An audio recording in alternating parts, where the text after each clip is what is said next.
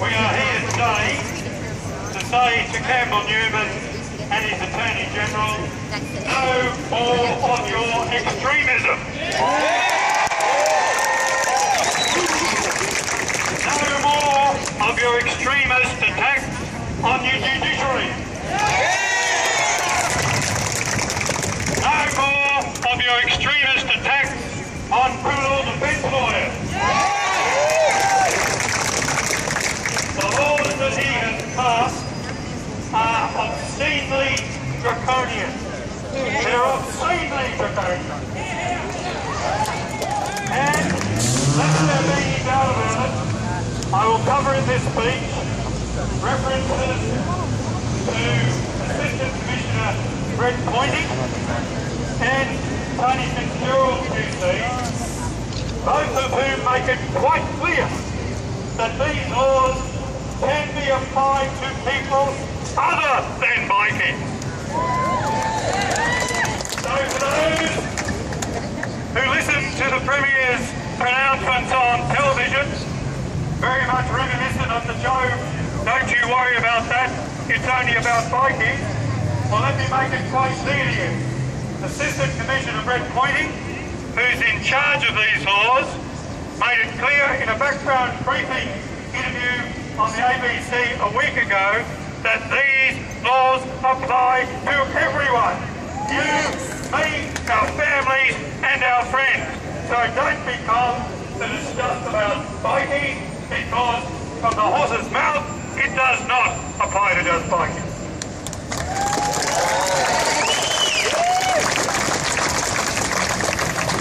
And how absurd is it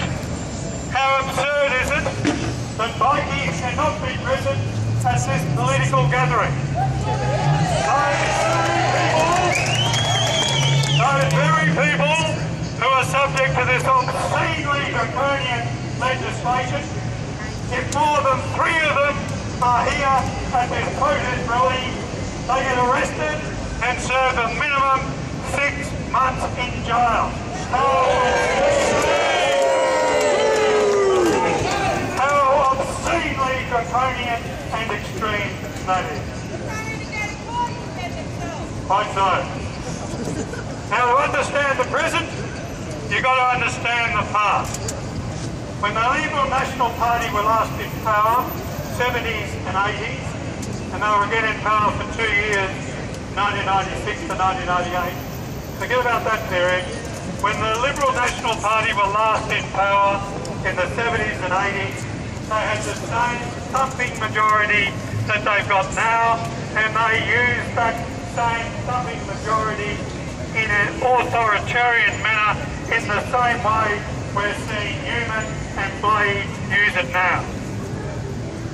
Remember in 1971, many of you looking around clearly were not around, but at that time, in the early stages of the Bikie era, a state of emergency was declared to allow the South African Springboks, who would only allow whites to play, a state of emergency to allow that racially selected team to play at the exhibition ground where police were busting from all over the state.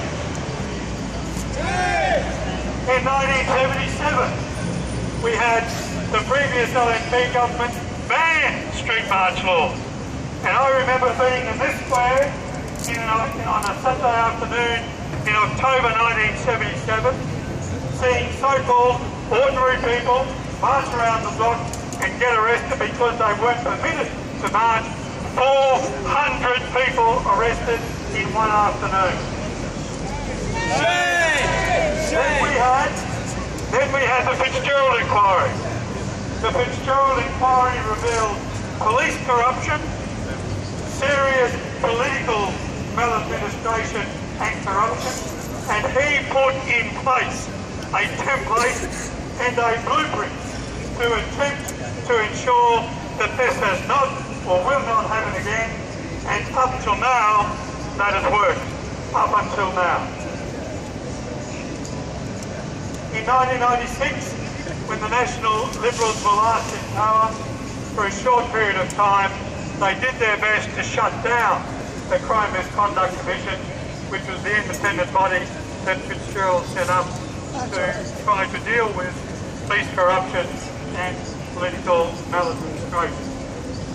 Let's move to the present. Let's look briefly at how these VLAD laws came about. On a Thursday night in late September last year, the head of the dog squad on the Gold Coast was shot during the course of an armed robbery. Nothing to do with biking. The police union were on the warpath. This was the second shooting of a police officer in over 18 months. They were on the warpath and they said to this government, we told you we needed more police. The government saw a huge problem coming. 24 hours later, the banditos handed this government an out. The banditos had their fight in a public place, and that was seized upon by this government to bring in these anti-democratic, these obscenely draconian laws. But let me put one bit of the propaganda and spin to bed. Part of the justification for these laws were two things. After the bandito fight, an anonymous bikie, if he or she ever existed, was quoted as saying, you live here, we run the place. And that anonymous quote, if it was ever made, was seized upon by the government to bring in these laws. The government also claimed that immediately after the rule, the Southport police station was, quote, laid siege to, end quote. I can tell you, I have taken statements from a number of people who were present outside the Southport watchout, including some non-bikies, and there was no laying siege to the police station at all. That was simply propaganda. It is simply lies issued by the police that have been repeated over and over and over again, so it is now accepted as fact. It is fundamentally false. And we don't need to be students of history to see how a lie that is turned into spin, that is turned into propaganda, is then used by demagogues. That did not happen. There is currently a complaint from a person that I represent, a non-bikie, who was present when 5 or 6 police cars turned up, started using force against the people who were there. The police were the ones who instigated the event outside the police station. The bikies were simply there waiting for their arrested friends to be released. Let's move to the VLAD laws. Quite so. The major parts of the VLAD laws are that if you are arrested for something as little as possession of drugs, and it can be established that you're a participant or an associate, friend, someone who simply from time to time spends time with a bikie, you will get a fine for possession of the drugs. But if you are a member of one of the 26 bikie clubs that are declared criminal organisations, you must serve 15 years on top of that fine. 15 years. This Premier, this boy Attorney-General, this ex-conveyancer who is now making our laws, tells the judges, and they have absolutely no power to mitigate this, says to the judge, yeah, you're going to fine that bikie for being in possession of drugs, but because he's a bikie, you must send him to jail for a minimum of 15 years. How obscene and how draconian is that? But it gets worse. If you're an office bearer, add 10 years. So if you're a president, secretary, sergeant-at-arms of any of these 26 declared criminal organisations, your fine becomes a fine plus a mandatory minimum 25 years. File gets less. Here it is that the Attorney-General and the Premier are telling the judges, irrespective of the injustice that this will cause, irrespective of the obscenity of such a long sentence, you must, because we're telling you so, you must impose a sentence of 25 years on top of a fine. That's so. And as well, we have the scourge of solitary confinement. Anyone who goes to jail or who was in jail when these laws come in are now subject to a solitary confinement regime. You don't need to be a psychologist or a psychiatrist to know the destruction that solitary confinement causes to people's mental health and that causes to their physical health. A senior judge of the Supreme Court in late December called for submissions in respect of a bikie who is to go to jail, and that judge reviewed all of the literature dealing with solitary confinement, particularly in the US and elsewhere, and concluded that it was seriously harmful to mental health.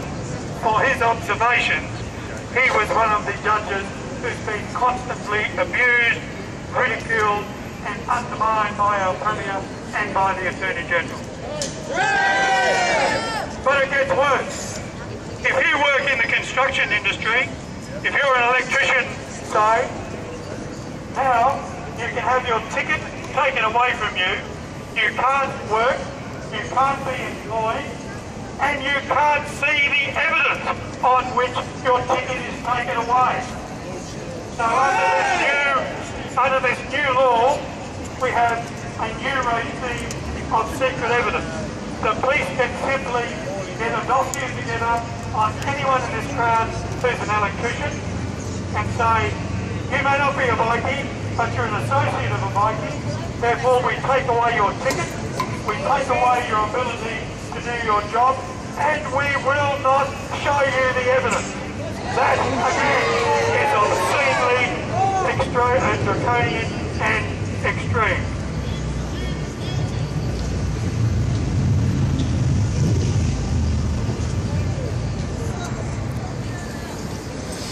I want to read what the Attorney-General said in 2009 when the first lot of Bikie laws that were brought in by Labor.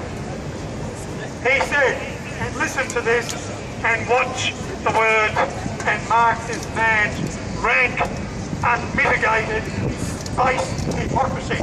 This is what he said in Parliament in 2009. This bill is an attack on the right of freedom of association. While it is currently intended for motorcycle gangs, once again, this bill does not mention the term bikie or motorcycle gangs, and this piece of legislation could be used against any group that may fall into disfavour regardless of the purpose of the gathering. This is the Attorney-General and what he said in 2009.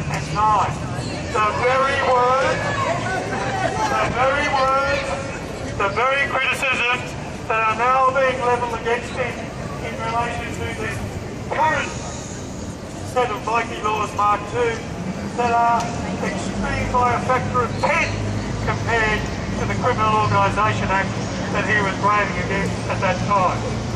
And what he went on to say, and listen to the man's hypocrisy a bit more, what he went on to say is, while I agree that people need to be protected from organised crime, there must also be the protection of personal liberties, such as the freedom of association.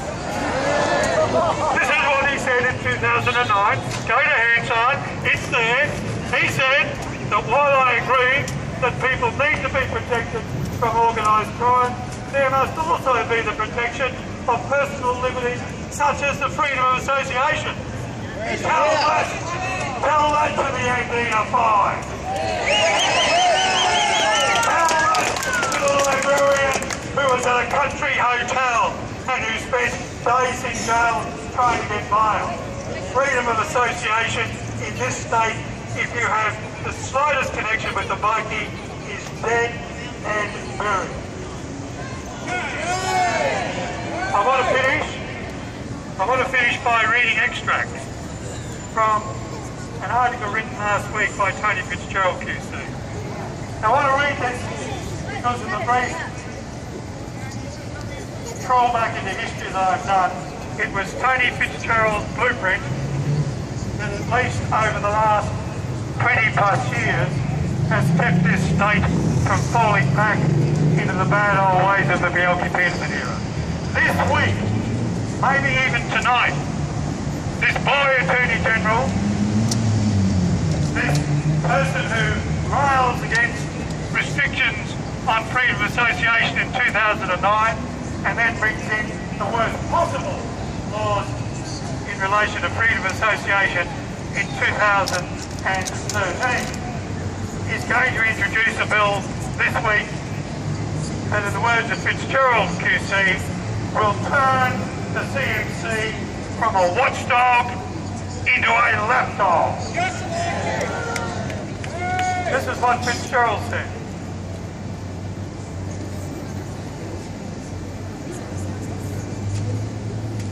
Politicians who cynically misuse the power of the state for personal or political benefit are a far greater threat to democracy than criminals.